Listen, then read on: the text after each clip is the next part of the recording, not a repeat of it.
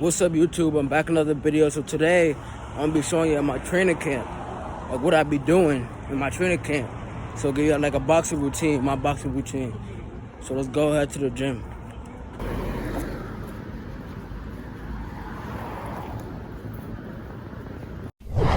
If you don't change what you're doing and how you do it, nothing else will change.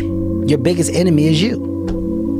My whole book is about you battling yourself. People don't understand it's you against you.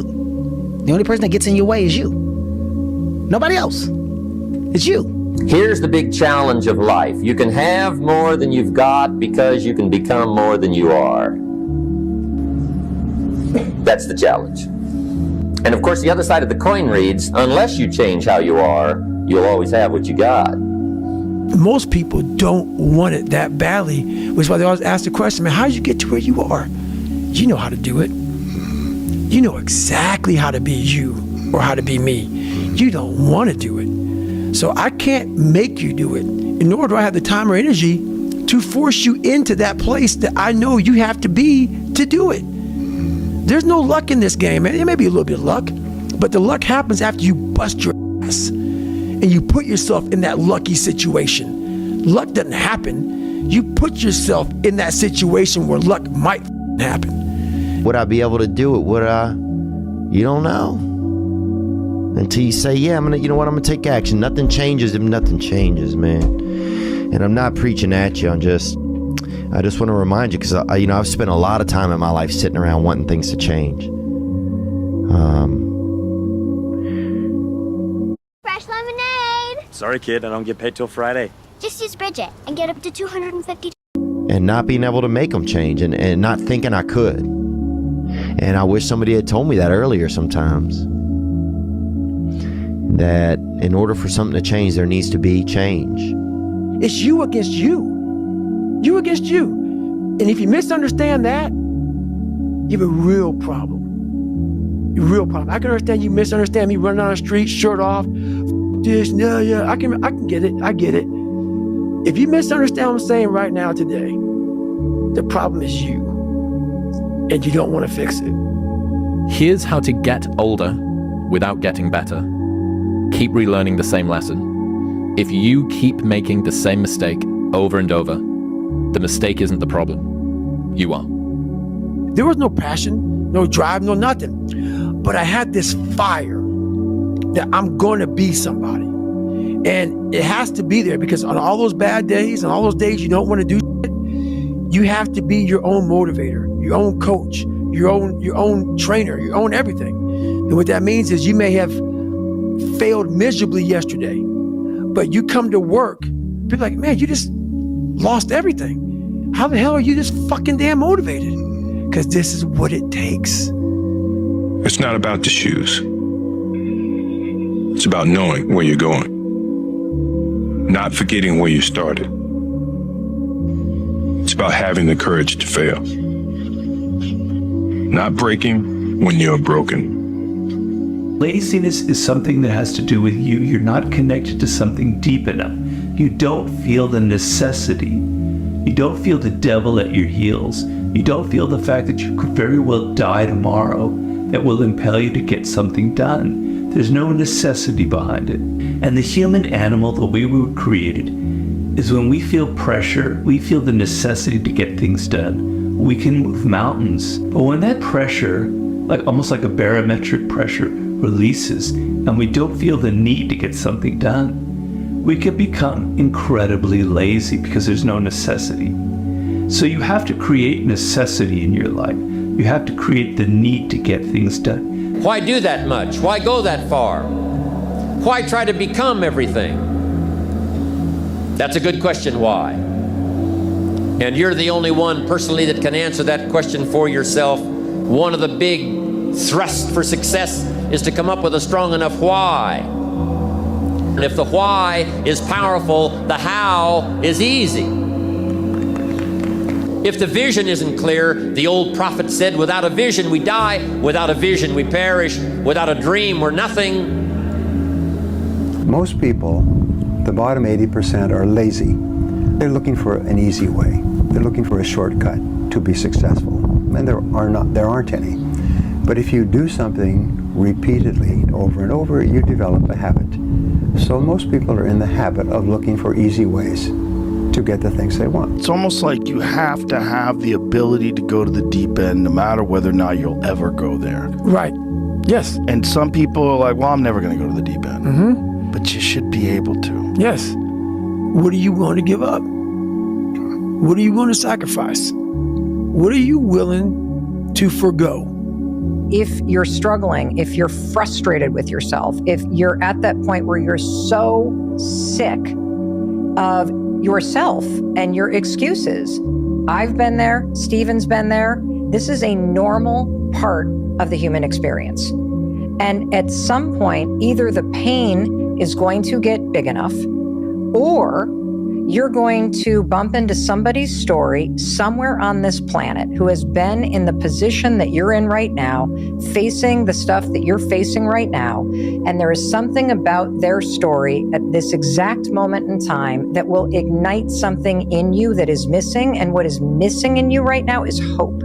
Here's to the crazy ones, the misfits, the rebels, the troublemakers, the round pegs in the square holes, the ones who see things differently. They're not fond of rules, and they have no respect for the status quo. You can quote them, disagree with them, glorify or vilify them. About the only thing you can't do is ignore them, because they change things. They push the human race forward. While some may see them as the crazy ones, we see genius. Because the people who are crazy enough to think they can change the world are the ones who do. Playing out the fear, Layla says this, and I love it, but that fear is a mile wide and an inch deep. And so it looks like this ocean that you're going to step into and drown. But as soon as you step into it, you realize it was not that deep at all, and you can keep walking through it. And I just love that visual, because a lot of times when it's like we have this anxiety around this big decision we have to make, if you actually take the step and realize that it's not death, you're not going to drown immediately. There's plenty of other steps you can take from there, even if you get a little wet. You have to be open-minded to the possibilities that I can do this. Once you shut your mind down to the possibility that it can be achieved, there's no way it can happen. Is there advice you can give to young kids that are living through a situation of any sort, a tough life? Try to find a thing that you really enjoy. Try to find a thing that you're passionate about. Everybody thinks they're a loser. Every young person thinks they're a loser. At least a young person in the situation I was at. Like, I didn't know I wasn't a loser until I started winning, until I started doing martial arts. Martial arts taught me that, like, I could get better at stuff, that I wasn't really a loser.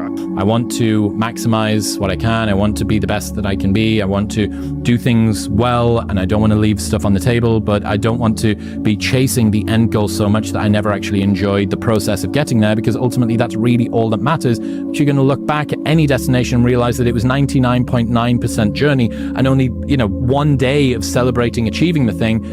You're lazy. You know exactly what to do. Exactly what to do. Because even me, in my state of, I can't read and write, I knew exactly what to do. It just sucks doing it. Hey, Theo, this is Greg from Indiana. I actually just wanted to call and tell you, so I was at work the other day, and I just been kind of in this rut at work. It's not a bad job, but I just really want to get out of it. So I was catching up on some of your podcasts, and you said something that resonated with me. You said, nothing changes if nothing changes. I thought about it, and I went home and I applied for a job I'm probably not qualified for, but I was like, I'll just take a shot. And the next day I get a call from them, have the interview, it goes well. She says she's going to set me up with an in-person interview. Never even had it. They emailed me a few days later, and I got the job. So now I'm going to be doing a job that I think I will appreciate more and enjoy more, and I'll be making double the money that I'm making now. Bro, that's awesome, man. That's really great. Congratulations for trying something new. Yeah, it's crazy to sometimes think what can happen if we decide, I'm going to see what happens when I decide that I am qualified. What happens when I decide for myself that I'm going to do something different. I've made huge developments while I was staying up until 4 in the morning, 5 in the morning running a nightlife business. You can make huge developments in your personal growth journey while you're doing a 9 to 5. You have this moment where you go, well, what if? What if this is the time sobriety sticks? What if I go to therapy and I actually do change the way that I think? What if I could get out of debt? If that person did it, maybe I could do it. And without either hope or that kind of rock bottom moment, I don't think you're going to change. We can stay here, get the shit kicked out of us, or we can fight our way back into the light. We can climb out of hell. 1 inch at a time.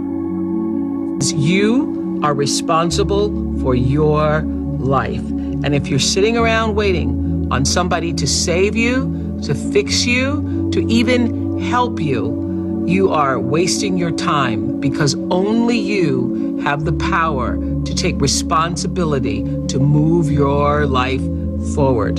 What matters is now, this moment, and your willingness to see this moment for what it is, accept it, forgive the past, take responsibility, and move forward. I came to realize that all the time I was praying to God, asking for God to do something, God was waiting on me. How many times do you have to hear, if nothing changes, nothing changes? Right? And yet, somehow we expect things to change. You're always afraid to take the first step because all you see is every negative thing 10 miles down the road. But you can do anything you want. You are bound by nothing. The time come for you to be your own man and take on the world, and you did. But somewhere along the line, you changed. You stopped being you. You let people stick a finger in your face and tell you you're no good. And when things got hard, you started looking for something to blame, like a big shadow. I'm going to have setbacks, I know. But if I'm feeling bad, that doesn't mean I'm doing bad. That doesn't mean I am bad. That doesn't mean that I can't still take some action. Because, yeah, nothing changes and nothing changes, man. Because if you're thinking, then you're not taking action. And if you're not taking action, then there's no consequence. And if there's no consequence, then there's nothing to be afraid of. The overthinking can be an excuse for actual fear. It doesn't matter whether I achieve all of my goals or I don't achieve all of the goals. In 3 generations, I'll be forgotten, and the only people who were naysaying against me will also be dead. And so then it's like, just do it for me. You know, we'll sit around forever wondering, well, what if I was a dog catcher? Would I be the best? What if I was We expect things to change. You think you're going to get in better shape. You think you're going to get more money. You think your relationship is going to improve. You think you're going to get promoted. You think you're going to get a raise. You think the world is going to get better without you doing anything, but it isn't. Nothing is going to change unless you change what you're doing. Change the time that you wake up. Change what you do when you get out of bed. That's what you need to do.